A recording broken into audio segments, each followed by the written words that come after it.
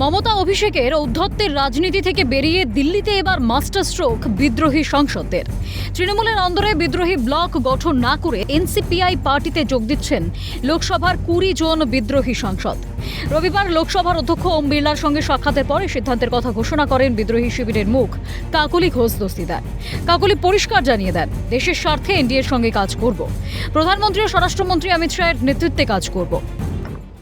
2/3 20 जन हमने अलग से बैठने का चिट्ठी दिया स्पीकर साहब को, और हमारे जो सांसद है हम 20 अभी नेशनलिस्ट सिटीजन पार्टी के साथ हम लोग मर्ज करके एनडीए के साथ काम करेंगे, प्रधानमंत्री नरेंद्र मोदी जी के हमारे अमित शाह जी के नेतृत्व में। ন্যাশনালিস্ট সিটিজেন্স পার্টি এই একটি পার্টির সঙ্গে এখন তৃণমূল কংগ্রেস যুক্ত হয়েছে এবং স্পিকার মহোদয়ের কাছে গিয়ে সই স্বাক্ষর সহ আবেদনপত্র জমা দেওয়া হয়েছে। এরপর লোকসভা খুলবে 30 জুলাই। তার আগে আমাদের আলাদা ব্লক থাকবে, সেই ব্লকে আমাদের আলাদা করে দপ্তর দেওয়া হবে ওই নতুন লোকসভার মধ্যে। তারপরে আরও একটি যে তৃণমূল কংগ্রেসের নামে আবার যে যাদের উপস্থিতি দেখা যাবে, তখন দুই পক্ষের মধ্যে কোনটা আসল তৃণমূল তা নিয়ে একটা আদালতে যাওয়া হবে। পরবর্তীতে আদালতের দ্বারস্থ হয়ে আসল তৃণমূল কারা সেই প্রমাণের পথে হাঁটবেন বিক্ষুব্ধরা, জানিয়ে দেন সুদীপ বন্দ্যোপাধ্যায়। সব মিলিয়ে সংসদীয় রাজনীতিতে এবার অস্তিত্ব সংকটে তৃণমূল। ভবিষ্যতে তৃণমূলের অবস্থা কোন দিকে মোড় নেয় এখন সেটাই দেখার।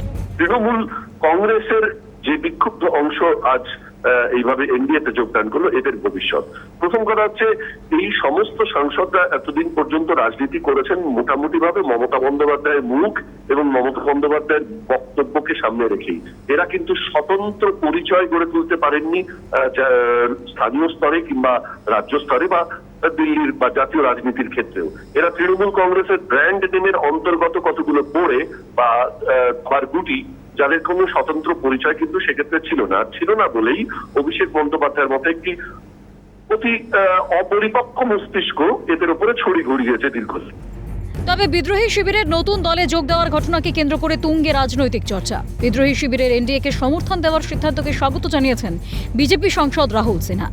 কেউ সমর্থন দিতে চায়, সেই সমর্থন দেবে তারা, না দেবে দিলে সেটা যে ওরা চিন্তা করেছে দেওয়ার কথা ঘোষণা করেছে, ঠিক আছে। আমাদের তরফ থেকে এতে করে আপত্তির কারণ থাকছে কোনো কারণ ওরা ওদের আলাদা পার্টি, সেই আলাদা পার্টি যদি এনডিএকে সমর্থন করতে থাকে সেটা তাদের বিষয়।